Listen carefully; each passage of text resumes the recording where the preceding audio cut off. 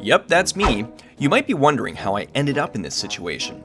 So I'm training for a marathon. I'm 15 miles into this run. I have another 7 to go. I'm losing steam. My legs are cramping. I can barely breathe. I don't know if I can make it another mile. What happened? Basically need 3 things to run a marathon: energy, oxygen, and water. Our bodies mainly use the sugar glucose for energy. We store it in big blobs called glycogen that can hold 30,000 glucose molecules. Building up glycogen is the basis for carbo-loading, or carbing up. That's when runners eat loads of carb-heavy meals, cramming as much glucose into their cells in the days before a race. Sounds like a great excuse to eat a bunch of pasta, but studies show it actually does work to increase your energy stores. Runners need oxygen too. First, to live. But second, because it's key to using glucose efficiently. Our cells use oxygen in the reactions that break down glucose. Aerobic respiration, which relies on oxygen, is about 20 times more efficient than anaerobic respiration, which does not use oxygen. Aerobic activity, like distance running, cycling, cross-country skiing, has you breathing in a lot to keep going. Anaerobic activity is short and fast, like sprinting or weightlifting. Oxygen fuels our body's breakdown of glucose to water and carbon dioxide. Training increases the amount of oxygen your body takes in and your cell's ability to use it. All that makes for more efficient use of last night's pasta. When you start getting out of breath, your body is falling behind on the cleanup of waste products from burning all that fuel. That can lead to fatigue.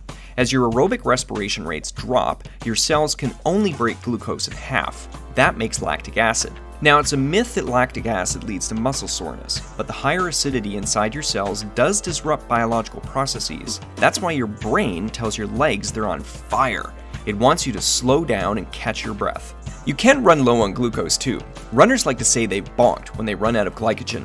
It tends to happen around mile 20, which is when many distance runners feel like they've hit the wall. When that happens, your cells start breaking down fatty acids to make more energy. Endurance athletes who have trained properly can break through the wall more smoothly and keep on trucking. Hitting the wall unprepared can be dangerous. Breaking down fatty acids form ketones, which can trip a process that drops your pH and causes dehydration. And this tires you out faster. And then there's water. One of water's most important functions is keeping you cool. When you sweat, liquid water on your skin evaporates, turning into water vapor. The energy that water molecules take into the gas phase comes from your body's heat. That's how sweating cools you off. It literally pulls heat away from your body. Now, sweat also gets rid of salts. When we're glistening heavily, we can run low on salts, which is why sports drinks contain sodium chloride, calcium chloride, potassium phosphate, and other salts, aka electrolytes. Yup, electrolytes are just salts. Now, it is possible to drink too much water. When you drink more than you're sweating out, it can lead to hyponatremia, a dangerously low sodium concentration in your blood that can cause your brain to swell. Not good. The science is still out on exactly how much and what someone should drink while they're running, so it's best to use common sense. Distance running, especially when it's hot out, can make you rather thirsty. So if you want to enjoy the experience, make sure you take in some fluids when your body says that would feel nice. Long distance running is really hard, especially if you haven't trained properly. But there is a payoff, and I don't just mean the space blanket and free food at the finish line. Some people may recognize a feeling of euphoria after a grueling workout, often called a runner's high.